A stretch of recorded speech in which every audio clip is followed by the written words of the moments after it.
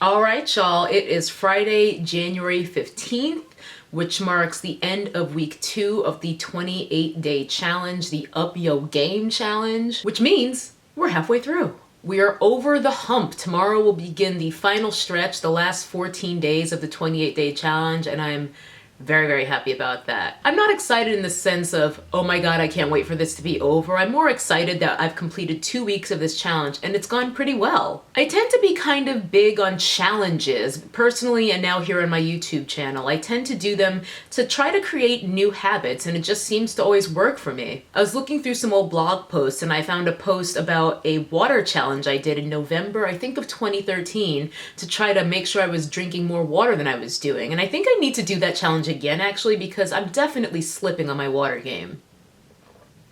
It's not even that I'm drinking other things like juices or anything, I just walk around thirsty and I don't notice. Regardless, that water challenge really did serve its purpose, and there was a good stretch there where I was drinking, about 2 liters of water a day. That was the benchmark that I set during that challenge, and it really helped me. Similarly, I did my Fitness challenge in 2014 and last year in 2015, and they were great because they managed to help me stay on track with keeping fit and making sure I didn't just completely drop out of working out, even though it is the most tempting time of year in terms of sweets and parties and alcohol being constantly around you. So I really do like to do challenges because I find that they're a really focused and organized way to create habits that you can maintain even after the challenge is over. After this challenge is over, I have no intentions whatsoever to maintain a schedule of working out 28 times for every 28 days. But it has definitely served the purpose of getting me to up my game, and I finally managed to get back on track from my rather slacker schedule of only 3 workouts a week, 2 workouts a week, sometimes 1 workout a week, to now where I'm working out pretty much every day. I mentioned last week that I had taken 2 rest days during the first week,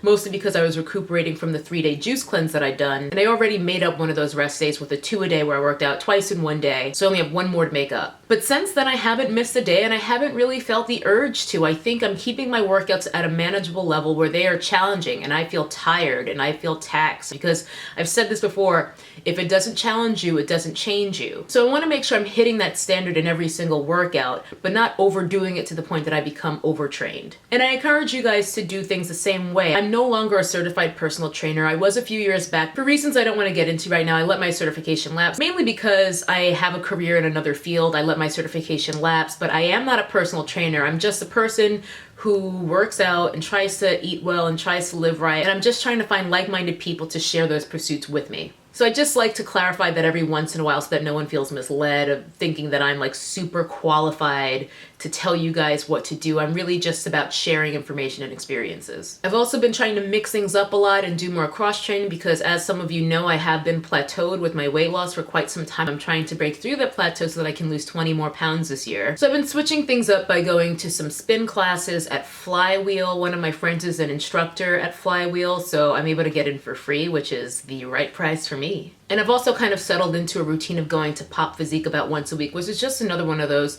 franchise bar style studio workouts. There's Bar Method, Pure Bar, Pop Physique, and a few others, so it's just one of those. But for the most part, I do work out at home, and that was the main thing I wanted to share with you guys today. If you're struggling and you feel like you want to make a change in your life, don't feel like you need a gym membership. I don't have one. There are plenty of ways to work out at home and to get a great workout. If you want to go the extra step and invest in some equipment, then you'll have even more options. Basic stuff, dumbbells, maybe some kettlebells if you're into that, a box for box jumps or step-ups, a pull-up bar that can go in your doorway. All that stuff is great to have around, particularly because that's a one-time investment. I've had my dumbbells and kettlebells for years now, and if anything, I might want to add another weight just so that I have another option, but I don't even need anything else. I can get myriad workouts with just the stuff that I already have, and I don't feel the need to ever buy another gym membership. And now that we are in the YouTube age, there's tons of people who put up dope workouts for free right here on YouTube. So I wanted to just shout out a few of them today in case you guys aren't already aware of them. So if you already do workouts on YouTube for free, you probably heard of like Body Rock or Zuzka Light or whatever, but there's so many other people to check out, and I really feel like it's time that we started looking elsewhere just for more variety. The first is Millionaire Hoy. He does workouts like every single day, basically. I think he uploads workouts 5 or 6 days a week, and he does entire like programs with, you know, sequenced challenges every month. So you can really just jump onto his channel at any time, like no matter where you are, and just start a workout program, and it's totally free. I think it's just so cool. I don't know why that guy doesn't have like 1 million subscribers by now, because he puts so much thought, energy. I mean, the man has a scary amount of energy and effort into his videos. You know, he always has a picture-in-picture preview window that shows you what the next move is, and he also shows you a low intensity or, you know, more beginner version modification for each and every movement. So shout out to Millionaire Hoy, you're the man. There's also M-Body Strength, which is run by Marcus Martinez. This is a more kettlebell slash body weight focused type of channel. He actually runs a gym in Brea, California. I've never been to it, but I'm in California, so maybe one day I'll visit. But he puts out awesome free workouts all the time. He also has a pay site called M-Body Pro, which I joined maybe 2 years ago. I have some thoughts on the whole M-Body Pro thing, and if anyone's interested, I'd be happy to do like a full review of the M-Body Pro for pay site, but that's not the point of this video. The point is he does free workouts right here on YouTube on his M-Body Strength channel. All of these channels will be linked in the description box so you guys can check them out, and I love them. I do his workouts all the time. Again, you may need a kettlebell to do several of his workouts, but he for sure does some, you know, jump rope workouts, dumbbell workouts, and things like that so that you can work with what you got. As long as we're talking about free kettlebell workouts, I'd be remiss if I didn't bring up Lauren Brooks, the kettlebell queen. She doesn't do a ton of videos, but she puts out free workouts a couple times a year,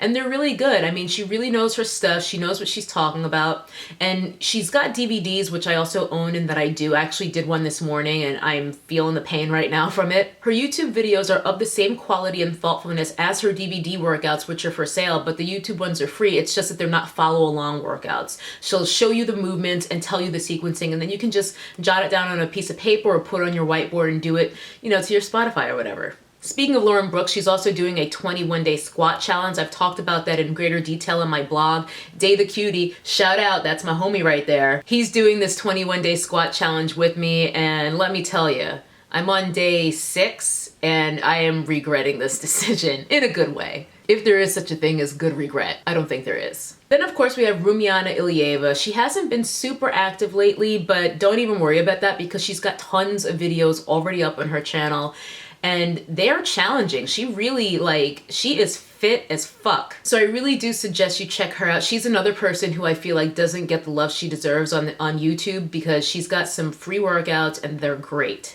Let me know if any of you guys already watch or are going to check out any of the channels that I just mentioned. And be sure to let me know how your second week went and what your plans are for week 3. I know a lot of you guys are saying, oh, you know, I'm having a hard time getting started. Oh, you know, I ate this today. Oh, I ate this last week. Quite frankly, I don't think it's useful to dwell on our shortcomings. I think it's more important to just accept them and move on and make a different choice next time. I too have fallen into that cycle of being like, well, since I ate this cookie, the whole day is ruined. And then once that day is ruined, the next day is ruined, and once 2 days are ruined, the whole week is ruined. And then next thing you know, you haven't worked out in 3 months and you've just been eating total crap. The hard thing is it's really easy to remain complacent with living that way until you've created a long-term change. The more you eat foods that are destructive to your health, the more complacent you can be about it. It's just kind of easy to just let another day go by. I notice a lot of people nowadays are like, I don't do resolutions, I don't like resolutions, and I don't really have a problem with resolutions. I just don't really necessarily agree with limiting them to the new year. I feel like you can resolve to make a change in your life anytime. I mean, why wait for New Year?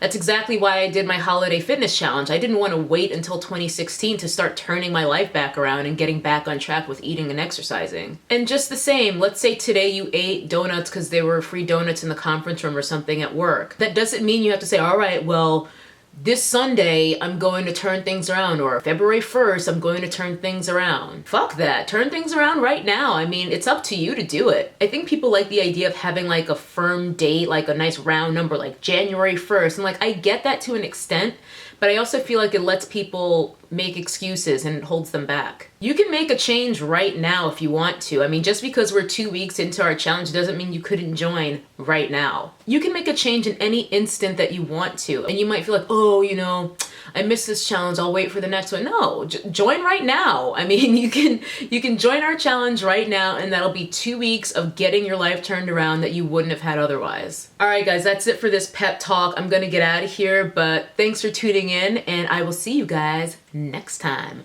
Bye. That's a nappy-headed hose there, I'm gonna tell you that now.